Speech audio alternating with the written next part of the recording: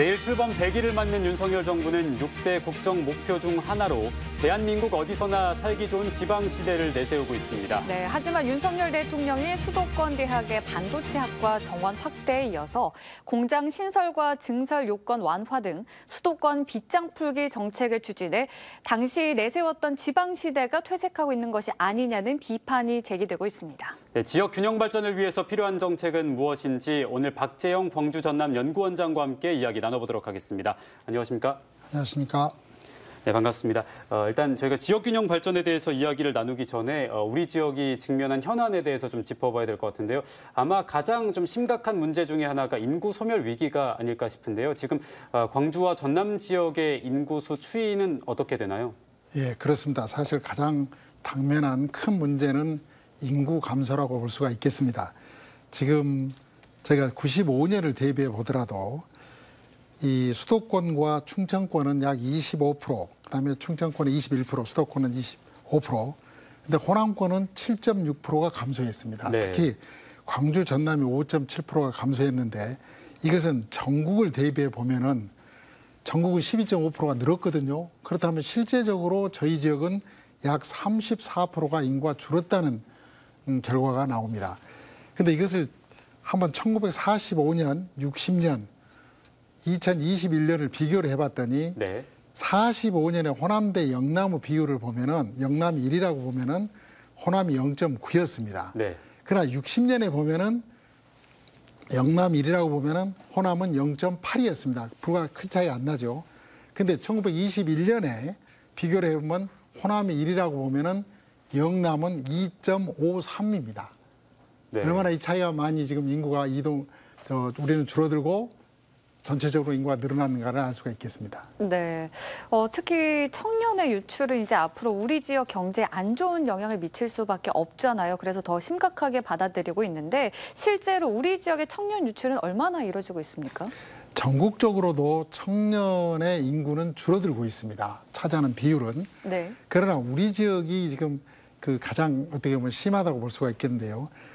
청년층의 인구를 15세부터 29세로 하느냐 또는 18세부터 39세로 하느냐 좀 틀립니다.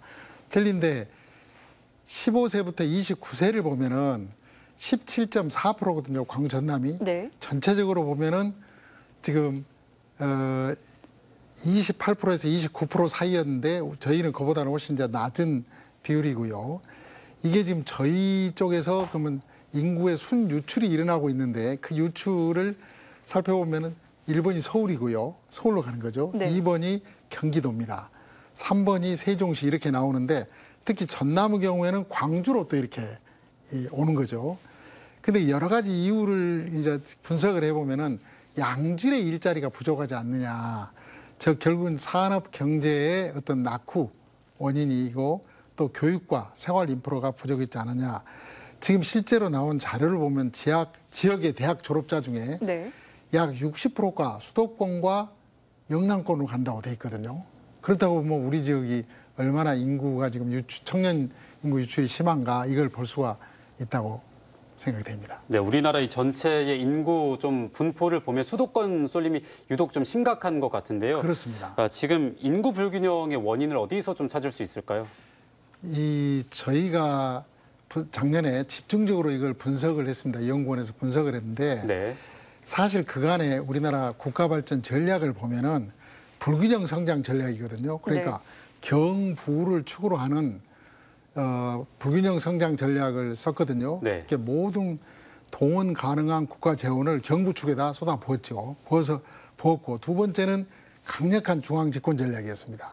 그래서 1960년에 우리 지방자치를 임시조치법에 의해서 일단 중단을 시키고 1991년까지 30년 동안 모든 의사결정을 국가에서 했습니다. 시장군수 구청장도 임명을 국가에서 하고 네. 시도지사도 국가에서 임명을 했죠. 그러다 보니까 사실 그 사이에 이쪽에는 그 투자가 이루어지지 않기 때문에 지금 발전에 소외되고 경제산업 투자가 미미하다 보니까 인구가 노동 근로자가 결국 이동하게 되는 겁니다. 경부 축으로 이동하게 되고 네. 특히 청년, 노동자 이런 분들이 조합을 찾아서 이동했다고 봐야죠. 그렇다면 우리 지역에는 또 노령화가 아주 심하게 진행이 됐습니다. 그래서 지금 65세 이상 인구가 20% 이상이면 초고령 사회라고 합니다. 근데 우리 지역은 거의 25%입니다. 지금. 네. 2014년 이후에 지금 저희 광주 전남이 제일 먼저 초고령 사회에 접어들었거든요. 그러면 수도권과 충청권은 계속 비대화되고 영남권하고 결국 우리 지역은 어떤 소멸위기에 가는 거죠. 낙후 지역화되고 소멸위기 상태에 돼 있다. 이게 지금 악순환의 고리가 되고 있는데요. 이건 어떻게 보면 다른 표현을 하면 기울어진 운동장이다. 이렇게 표현을 합니다. 네. 그래서 저희는 작년에 연구한 결과 이렇게 제안을 했습니다. 국도 균형 발전을 위해서는 새로운 어떤 불균형 성장 전략이 필요하다. 결국 강원과 호남 축을, 그러니까 강호축을 중심으로 한 어떤 새로운 불균형 성장 전략이 필요한 거 아니냐라는 것을 저희 연구에서 제시했다는 말씀을 드리고, 근데 또 재밌는 것은 강원도는 어떻게 보면 수도권화되고 있거든요. 네. 그렇다면 호남권만 지금 특히 많이 소외되고 있다 이런 생각을 해봅니다. 네. 지금 새로운 균형을 잡기 위해서는 이제 강호축을 중심으로 한 성장 전략이 필요하다 이렇게 말씀을 해주셨는데요. 예. 그러려면 국가에서 아무래도 좀 지원이나 정책이 필요하지 않겠습니까? 지금 현재 윤석열 정부의 지역균형 발전 정책 어떻게 구성이 돼 있습니까?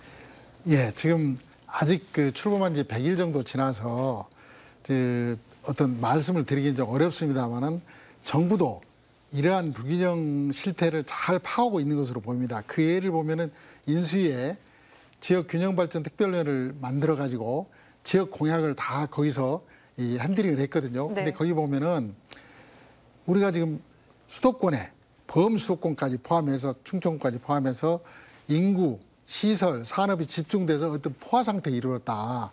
그러다 보니까 이제 이게 오히려 거꾸로 플러스가 아니라 마이너스로 작용을 한다. 그래서 성장도 그다음에 인구가 전체적으로 지금 감소를 하고 있거든요. 그런데다가 국토 불균형 현상이 가속화되고 있는 현실을 정확하니 파악하고 있다 이렇게 봅니다. 그래서 이제 저희 지역의 공약을 살펴보면은 광주광역시가 7대 공약 15개 정책 과제고 전라남도도 역시 7대 공약 15개 정책 과제가 확정돼 있습니다. 네.